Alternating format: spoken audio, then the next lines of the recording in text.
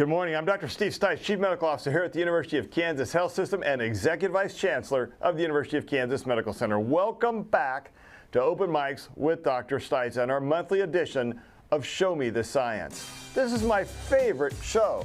But before we talk about the important stuff, I got some other important stuff to talk about. How about those Royals? And yes, I came dressed for success today. I will take it off, so I take it up. I do have a little bit of hair left. Watching the Royals has been a little stressful this year. I want to point out something. We all have our good luck charms. This pen, wrong side, this pen right here, 2015, baby. That's my 2015 pen that got us to the World Series. It's not Bobby Witt and Salvi Perez. It's that pen. All right, we have seen incredible progress in breast cancer awareness, screening, and treatments over the past few decades.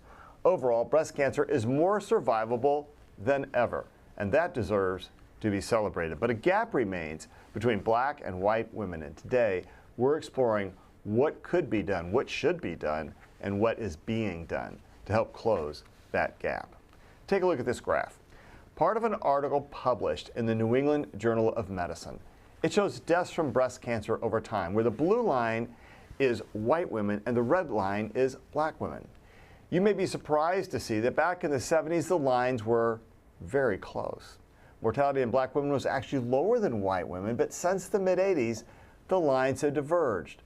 Overall, deaths are dropping, but there is a gap. Black women still have a 40% higher death rate compared to white women. And as I noted, that's not where it started.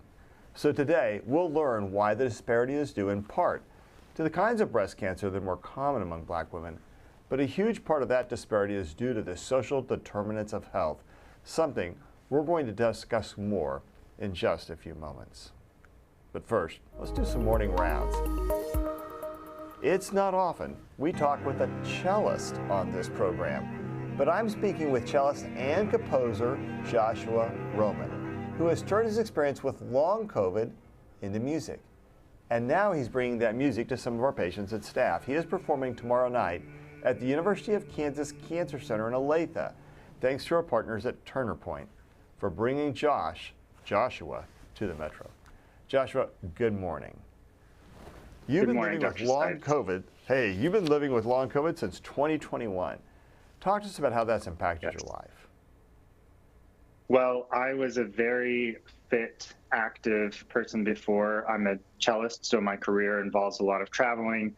And I would often run 6 miles in the morning, meditate, go to a rehearsal, do a bunch of other things, and in the evening play a full concert.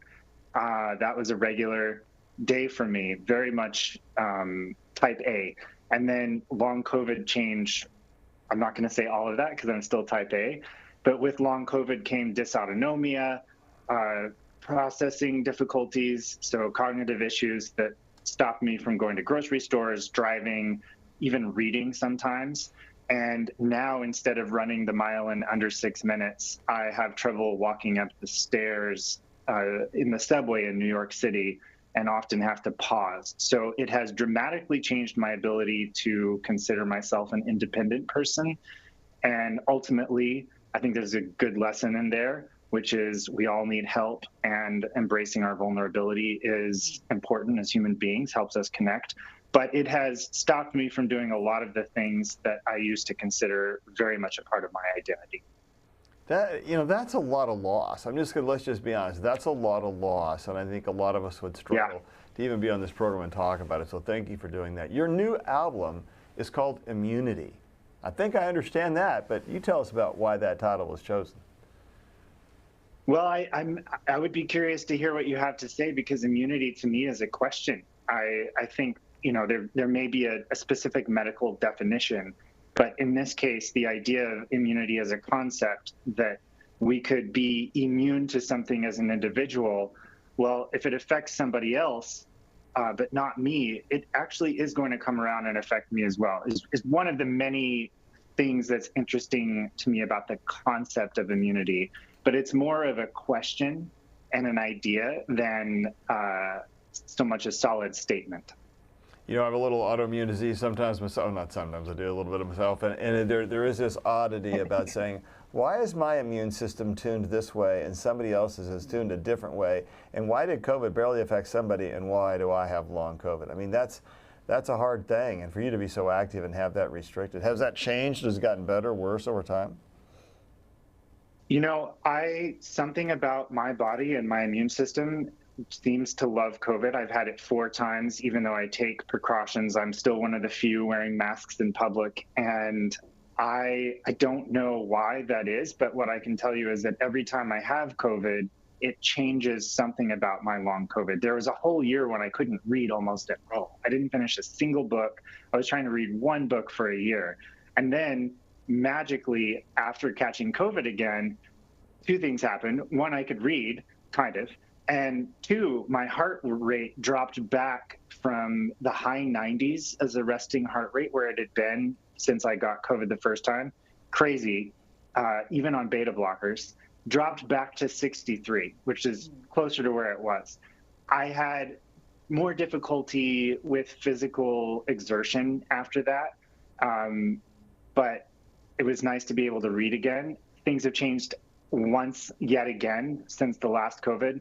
It's constantly evolving and I'm constantly adjusting. But again, I would say I'm learning life lessons the hard way. We're never fully in control. We never know what's going to happen next. And accepting that and doing our best is really all we can do. And I think you've got a great attitude, and just is a great story about how COVID remains so much of a mystery. Hawkeye and I used to always say, we're building the airplane while we fly it. Well, I'd like to tell you that airplane has all the right parts. That would not be true. We don't know all the answers at all. So why is it important for you now on a personal level to perform for others who are also living with a chronic disease, long COVID or otherwise? Well, that's a great question. I considered not playing the cello at all anymore because it's so difficult now to understand my limits. And I think I've gotten a very good grasp on that. I can still do most of the performances that I want to do.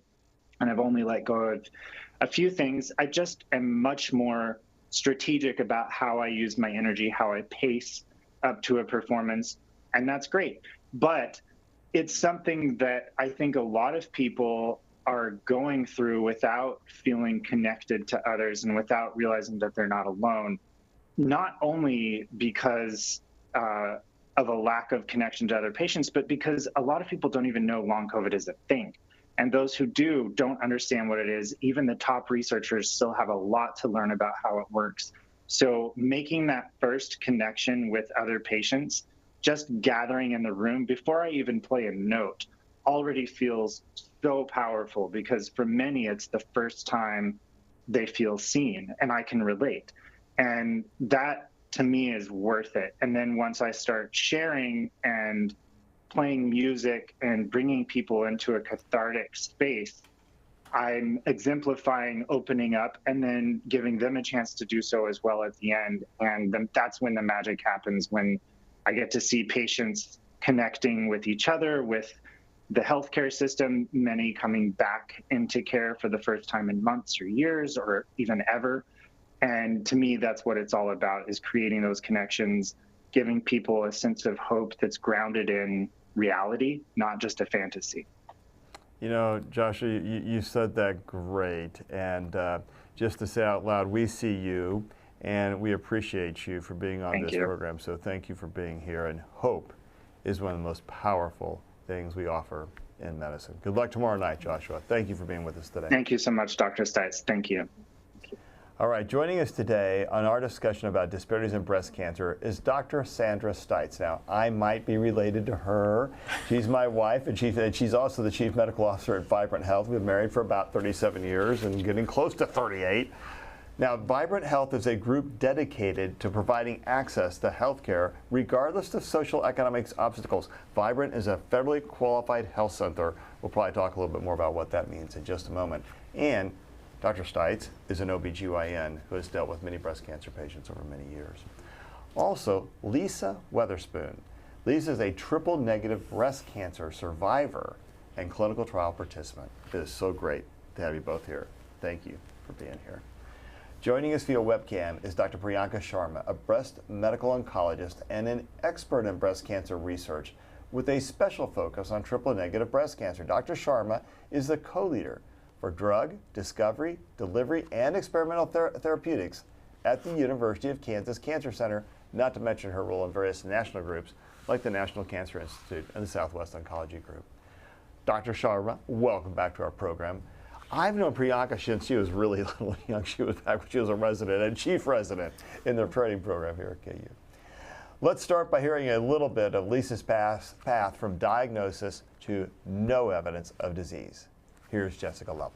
I found a lump under my left arm, and initially I thought it was a swollen lymph node, but it continued to swell and stop and swell and stop, and then it just stopped going down, and I knew it was cancer. Lisa Weatherspoon was right. Stage 3 triple-negative breast cancer. Yeah, I drew the short straw, right?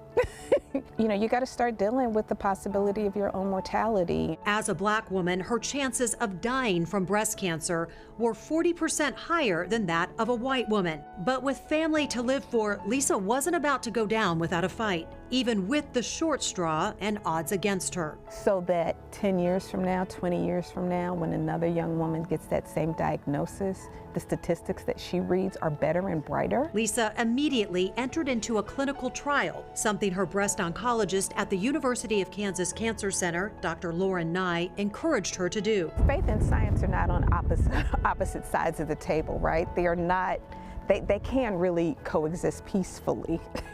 I have a science background, and I am a deeply spiritual person. This woman of faith found a way to incorporate the religious ideals of her Seventh-day Adventist upbringing. I wanted to make good choices in terms of what I was putting in my body. With the power of research and science. They can really coexist peacefully. Being that this is a disease process that affects young African and Latina women, honestly, I thought somebody has to do the work, right? She entered and completed the clinical trial, and this past year underwent a lumpectomy and chemotherapy, and under the care of radiation oncologist Dr. Carolyn Savio, recently finished her last round of radiation therapy. And with the sound of that bell signaling the end of treatment, Lisa is all about getting back to what she loves most, her girls. My oldest wrote an English paper about the experience and her fear of losing her mom, and it was so difficult.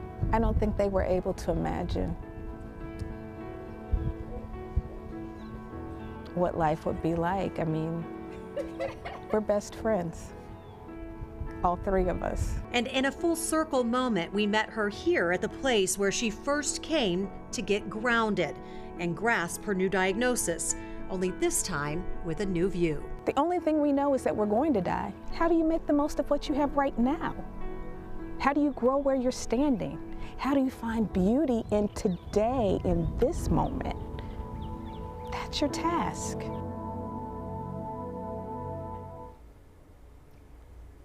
Okay, so I'm a little choked up, but Lisa, how are you doing today? And thank you for being on our program. First, I want to thank you, and you, Dr. Sharma. It means a lot to me to be here today, and I'll answer the question. I am fantastic. I am fantastic. Well, that's awesome, right there. Okay. Now, you participated in this clinical trial. We heard you say in this story, somebody has to do the work. Mm-hmm. Why did you decide to do that work, and why did you agree to be part of that? There's a lot of reasons. For selfish reasons, it offered me an opportunity to undergo less chemotherapy. And in that case, I didn't want one drop more than I needed, and I certainly didn't want one drop less. So given that opportunity, which I wouldn't have had without the study, I wanted to take advantage of it. But more importantly, right, because life is so much more than you. There are brown and Latina girls all over the world. Here's another thing. There are beautiful blue-eyed blondes who are suffering with triple-negative breast cancer. It's one of the least researched breast cancers, and it has one of the highest mortality rates.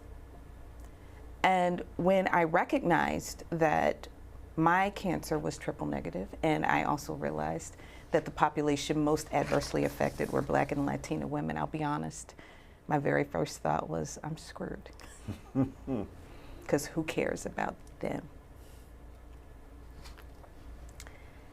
And then I decided that I have training, I have resources, I have opportunities, and so I felt that it was incumbent on me to do the work. And that meant, at first, being part of a study. Second, using the resources that I had to encourage others. And now to be a voice to shine light on this and to offer whatever opportunities that I have. Yeah, I think in the midst of having to deal with this difficult diagnosis, to also think that way is, man, that's a beautiful thought. And wish we even had more folks that would think about like that. So we have a slide. This is a study published in the Journal of Clinical Oncology, tried to break down the factors contributing to the disparity in deaths. Lack of insurance, 37%, tumor characteristics, 23%, comorbidities, 11%, differences in treatments, 4.8%. And let's just say it out loud. These curves looked really similar on that New England Journal of Medicine article that we first started back in the 70s and 80s, when there wasn't as much therapy for breast cancer, right? It was radiation and maybe some terrible chemo. And now that we have more advanced therapies, suddenly there's a disparity. Dr. Sandra Stites, talk to us about, is the biggest factor a lack of health insurance? What is this? The biggest factor is a lack of access. And that the majority of the time that comes down to the fact that if you are uninsured, if you are underinsured, you do not have access to these more advanced therapies.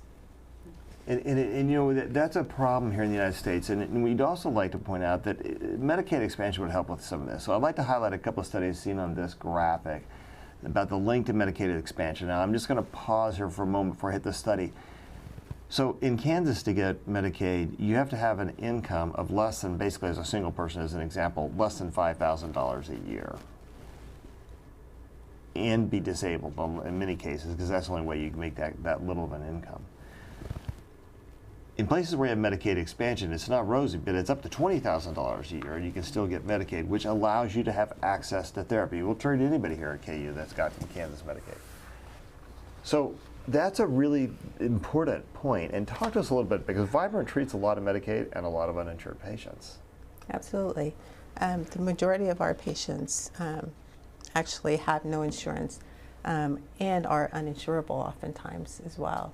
And the difficulty arises because we, as a federally qualified health center, what we do is preventative care and primary care. And so we are often in the position in which we identify that there is a problem because of the screening that we're able to do. But beyond that becomes the difficult point. We can identify a problem from the screening. The next step for diagnosis, some programs will allow us to do diagnosing, but the treatment arm is what is missing, which is very underrepresented for our patients. In fact, there's one study that we have that demonstrates that in places where there's been Medicaid expansion in the states that have, there's no difference in there's no disparity in outcomes anymore with breast cancer therapy for Black or white women. That's a remarkable statement. But Kansas is one of 10 states that doesn't have that yet, Medicaid expansion. So access to health care, we've talked about being a social determinant of health. Others include housing, transportation, finances, education, food access. So from your standpoint, Dr. Stites, man, that sounds so odd to say. Hey, Sam, are social determinants of health more important than the clinical care itself? Doctor? Yes. When I get that at home, it's not good, guys. I just can tell you right now. Doctor, I'd say, oh, this is trouble. I've done something bad. When we take care of the whole person, only 20% of that care is medical care. 80%, in order to take care of the patient, has to do with the social determinants of health. It has to do with access. It has to do with transportation, their ability to get to the appointments. It has to do with food access. If worried about whether you can feed your children, you will always place yourself behind that. Education, it most definitely impacts the medical care. Yeah. Dr. Sharma, social determinants of health are so important. Would you like to see oncologists focus more on the person who has the cancer and less on the biomarkers or stage of the cancer itself? How do we balance that in your clinic? I think the two are equally important, just like Dr. Sanders Stites mentioned. We need the staging and the biomarkers to determine what the appropriate treatment for the individual should be, but we need to have a good understanding of the individual's circumstances, social determinants of health, their wishes, their comorbidities, to ensure that that appropriate treatment for that individual actually gets delivered. The treatment can do no good if we can't deliver it to an individual. So they definitely do go hand in hand. The certain things that we can control or influence in clinic, we help manage, like the comorbidities, at least in the cancer center, getting help for patients for transportation to arrive to their appointments. But there are many things that unfortunately continue to stay out of our hands or control, like medical insurance and many other things. And as oncologists, those are probably a lot more frustrating for us as a discipline than many other challenges and issues that we have to face in terms of procuring drugs, getting insurance approvals, pre-auths, and all of those other types of things. So the second biggest driver of disparity mentioned in that study was tumor characteristics. Dr. Sharma, talk to us about what tumor characteristics, what does that mean? How do they help drive disparity? Is this only about hormone receptors? What are we talking about here? So relative to white women, triple-negative breast cancer is more common in Black women. About 20% of all triple-negative breast cancers in the United States impact Black women. And overall, as it was mentioned, triple-negative breast cancer has lower survival compared to other breast cancer subtypes. It's still north of 80%, so we're still curing a lot more than what we're not curing, but that is one of the factors. The other factor is access to health care and preventative services lead to later stage of diagnosis for certain racial and ethnic groups, and that'll drive the differences in outcomes. There's a lot of progress being made in developing new treatments for all breast cancer subtypes, including triple-negative breast cancer. The next challenge is going to be able to deliver those newer treatments that are impacting survival to all individuals impacted by those cancers equitably, and that will require efforts from multifaceted key stakeholders. Yeah, and a lot of things we're going to have to do legislative to make sure we get people access to care, because if you don't have access, you don't ever know if you have triple-negative breast cancer. So. Right. Yeah. Do you think if we can improve the treatments for hormone-negative breast cancer, can we improve the racial disparity in mortality with that alone? That would be one part of the improvement, but I think the more important aspect would be able to deliver those newer treatments to everybody. There was a recent study that I just read that showed that in breast cancer, immunotherapy is one of the newer agents that we've been using for the last 3 years, that Black women are receiving it less than white women. Again, it'll go down to lack of insurance. Some of it goes down to other medical problems. Certain drugs can't safely be given to patients that have uncontrolled hypertension or diabetes or heart disease, and certain racial ethnic groups are more prone to having those comorbidities, so that impacts their ability to deliver those agents.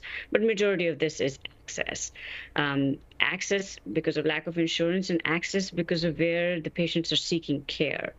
Not every place that provides cancer care has all the resources to help patients have access to not only newer treatments, but also trials. Not all places that provide cancer care have trials open or invest resources and infrastructure in having clinical trials open. It's both stunning and sad to me when you look at that graph and you see the divergence from the 70s and 80s, and you think, okay, so things have gotten worse as care has gotten better because people aren't having access to care. That is heartbreaking, because it means there are people who are dying who should not die. And Dr. Stites, that's got to be hard for you when you see this at Vibrant. when people come in and you're like, I can't do that. I have no choices here. We describe it as moral distress. We know that it is available, that these newer studies are available, and they are completely outside of our reach. Even from the point of diagnosis, again, that we can get to the point where the screening is done. When it's time for treatment, there are programs available. We in particular work with YJO Care, which is run by, it's a community partnership with Wyandotte County and Johnson County medical societies. And it's a referral system that allows many of the hospitals in the city and the physicians in the city to contribute their care. However, the wait list, the wait time is 6 to 18 months. That's a little long for cancer, I'm just saying. That's not a good answer. The delay of care, delay of diagnosis, and just the distress of the patient recognizing that there is something wrong, but I can't find out the details for 6 months or 12 months. And that is moral distress. It is much, yeah. It's definitely moral distress. I might have a stronger term for it, but yes. I won't say on the air. So, Dr. Sharp, I know we need more representation in medical research. Why has it been difficult to include women of color in research? So I think it's also just like mortality differences, it's also multifaceted. One of the primary reasons is where patients seek care. So if you're seeking care at a place that does not support clinical trials, does not have the infrastructure to have the trials, then there's no participation. The other factor is comorbidities. Many newer therapies that are being tested will exclude patients with certain medical conditions just to ensure safety of patients, and racial and ethnic groups that are more prone to have those medical conditions like diabetes and high blood pressure will not be able to participate. There was a large study from SWOG that was published about 3 years ago that showed that when you correct for all of those things, meaning that a trial that fits the individual's particular cancer stage and situation is available at the institution, and the individuals meet the eligibility criteria of the trial, the participation across the racial and ethnic subgroups was similar. So if you can correct for all of those things, the participation balances out, but some of those things, as we talked about, are not really correctable, the comorbidities and where patients seek care. So if the focus is just to get a timely diagnosis and get the minimal available care for cancer, those places are not going to have the infrastructure to be able to host clinical trials, because that is lower down in the priority, rightfully so. So we would like to have people feel more empowered instead of feeling doomed. Lisa, what would you say to a woman of color who hears these kind of statistics we've talked about today? I'd say you were worthy. I'd say you were deserving. And I'd say there is always a way. Don't be afraid to do the research. Don't be afraid to reach out. And when you reach out for the highest standard of care available to you. And you search through every nook and cranny and use every resource that you have to position yourself to receive the care that you need, because your life is worth it. I know there are differences even between Missouri and Kansas, and I've had to, I've said in my clinic many times, not able to get a patient from one state the right access to the care, and I'm like, you just got to move across the state. But people don't have resources to do that. It's easy for those words to tumble out of my mouth, but it's hard for folks to actually do, Dr. Stites. Absolutely, absolutely. So for that question, we talk about this a lot at home. But when we started medical school, everybody that was diagnosed with HIV died, just completely died. And now it's a chronic illness. And cystic fibrosis. Becoming a chronic illness. When we started, it's now a chronic illness. So thank you for being the one to do the work. And because of that, we will be able to say to our ladies now that it doesn't have to be this way right now, that there is hope for the future, And we've seen it happen, and we know it can happen, and it's because of ladies like Lisa who agreed to do these trials and to continue this research, and Dr. Sharma who continues to do this research, that there will be a better way to look at this. We still have to work on access in this country because that part of the healthcare system is broken. Absolutely. Dr. Sharma, we know you have clinic this morning. We need to let you go. Final thoughts regarding racial disparity in breast cancer and your story and your life spent in researching breast cancer. So we're always grateful for patients like Lisa who put the others first when they make a decision to participate in research.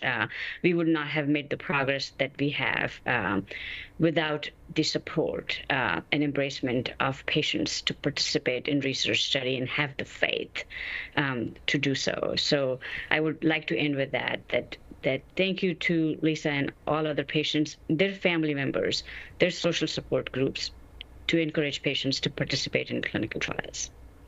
Thank you, Lisa, and thanks for all the terrific work you do. We're here to answer your questions. Send them in using the info on your screen. That includes the chat on YouTube or Facebook, or emailing the Medical News Network. We're going to check in now with Doc Hawk. Doc Hawk, it's time to order a new batch of COVID tests.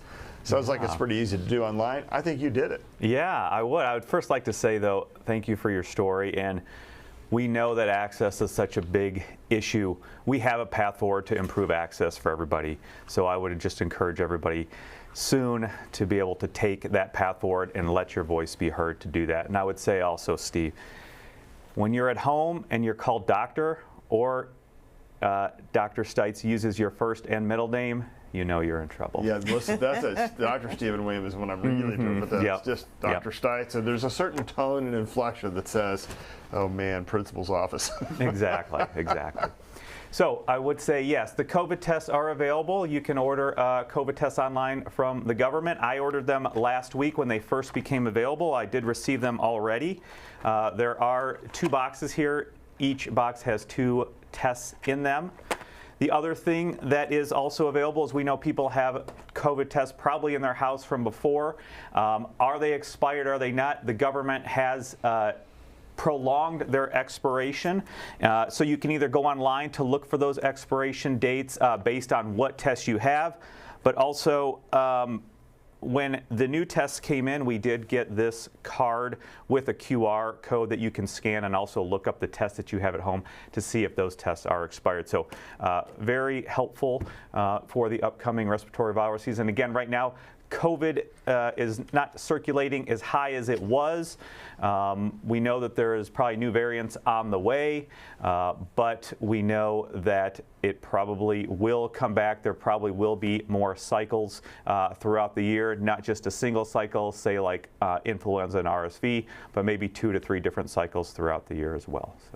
So, Hawkeye, if you're at home, you're test positive, what are we telling people to do now? Yeah. So again, the CDC did update their respiratory virus guidance in the spring. And now what it is, and this is for really any respiratory virus, because we don't want people going to work or school if they're sick. Obviously, we know there are barriers to that sometimes. But in general, the guidance is that if you are ill, you need to stay home and away from others until symptoms are improving or resolved, and you are fever-free for 24 hours. And there's that nice infographic there from the CDC, and down in that lower right corner, you can see that new guidance for that. After that, you still need to take precautions for about another 5 days, things such as wearing masks, distancing from others as well. And of course, we would always say prevention is the best, as we have heard about. So getting up to date, staying up to date with vaccines, but also doing frequent and adequate hand hygiene will help reduce the chance of you getting infected and help keep you disease-free as well. All right, thank you, sir. Excellent advice. We're gonna check now with the community, who are kind of the type of questions being asked. And I believe, Alexis, you grew a beard. What are you doing? Stuart Downing-Vest is in the control room. What's up, man? Yeah, I'm watching these questions, and I've got one from Gene Rardon, longtime viewer, love his questions. He wanted some clarity on our Medicaid expansion discussion. He said, where did you say that you can get Medicaid while making $20,000 per year? Well, that's in a state that's had Medicaid expansion. Kansas, it's not, and so you can make, if you make over about well over 5,000. I think it's actually 4,800 as a single individual. You can't get Kansas Medicaid. Got it. Amy had a question just about Lisa and her life now. She wants to know, is Lisa on maintenance medication and what her kind of cancer care looks like as now that she's a survivor? I am not on medication. I do consider whole foods medicine. I'm with you right there every Saturday morning. And someone makes fun of me for that, but it's awesome. Yes. Shop around the store still. Yes. And when I say whole foods, I'm talking broccoli sprouts, yams, you know, broccoli, cabbage, cruciferous vegetables, sunlight, and water. So, yeah, that's my medication now. That's pretty good. The sunlight is in there. Yes. Yep. Food is medicine. We've heard it on this program before. I had a personal question, and I don't think there's like one right answer to it, but your opinions here. I'm curious if you think people of color get better care when their healthcare provider is also a person of color. You want to start? No. Oh, I know what the statistics say. I'm going to stay. Right, we know what the Absolutely, that's the statistics say. case. That's absolutely the case. There's really no question. They feel seen. People feel seen and heard, and there's enough institutional and other forms of discrimination and racism, and that there's lots of evidence out there that clearly demonstrates that people of color feel better because they feel seen and heard, and they don't feel judged nearly as much as when they have someone who's white. And have you experienced that? Have you thought about that? I've been fortunate. I've had a highly engaged white male doctor that I trusted. I've had black female doctors who were incredible. I've had an Asian doctor, Dr. Savio, who was absolutely amazing. I think the key is see, heard, and cared for, valued. Yes. When that happens, and don't get me wrong, because representation absolutely matters. It does matter. But I think what's important is, because I'd rather see a white male doctor that is concerned about me as a person than a doctor of a minority race who's kind of more concerned about their personal career. Bingo. It's all about trust. It's relationship building. It's about trust between the doctor and the patient. Absolutely. 100%. And you know, and there's lots of ways to establish that trust. This has been a great. Oh, Stuart, you had another question. I'm sorry. Did you? No. It's one more from Jeremy, and it might be tough to answer because I know Dr. Sharma had to run. He asked, why is triple-negative breast cancer more prevalent in black women? Dr. Sharma is the expert on that. I'm wondering if either of you have an answer. It won't be me. It might be my partner here. Genetics. It has to do with heredity, genetics. The majority of African Americans can trace their ancestry. If we can trace our ancestry to specific areas in Africa where there also is a much higher rate of triple-negative breast cancers. So genetics, heredity is going to be the answer to that, yes. Yeah. All right, this has been an outstanding discussion, and I want to get final thoughts from all of our guests. And Lisa, A, thank you for being on the program. You're awesome. And B, I'm so grateful that you're a survivor, and I hope that story doesn't end for a very long time. Final thoughts. When we're talking about access to health care and how people are seen, the thing that comes to my mind, this is interesting, is Dr. Maya Angelou. Because depending on when you saw her in your office, you saw a little girl who was mute. You saw a teenage mother. You saw a prostitute, you saw a poet, or you saw a national treasure. And all of that is housed in the same body. Yes, it's always the same person. So when you are meeting these women, no matter how they present, and black women are not a monolith, you don't know where you're seeing her in the journey, and you don't know if you are treating the next national treasure. I think there are a lot of national treasures out there. You're one. Thank you. Dr. Sandra Stites. Well, first, thank you for having us here and particularly recognizing the need for access. As a federally qualified health center, this is what we do, and we are very grateful that you are highlighting the fact that access is an issue, and thanks for having us at the table. I want to say thanks to this outstanding group of people here today. This is awesome.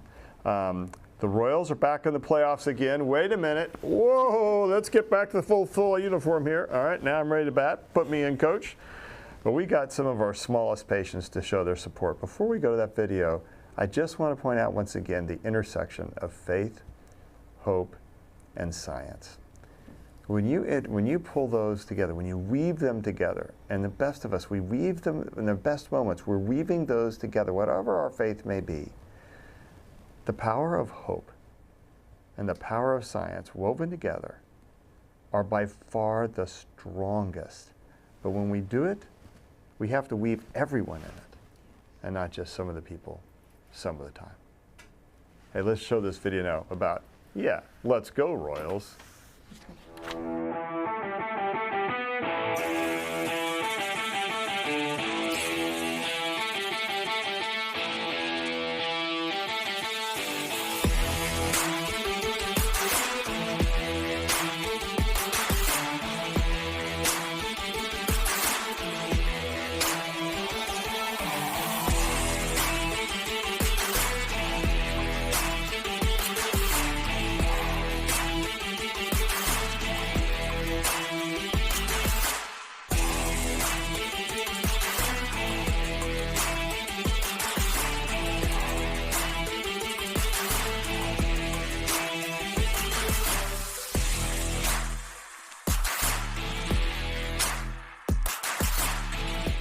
I'm Alexis Del Cid. On the next All Things Heart, we explain the link between breast cancer treatment and heart problems, and the doctors who specialize in minimizing those risks.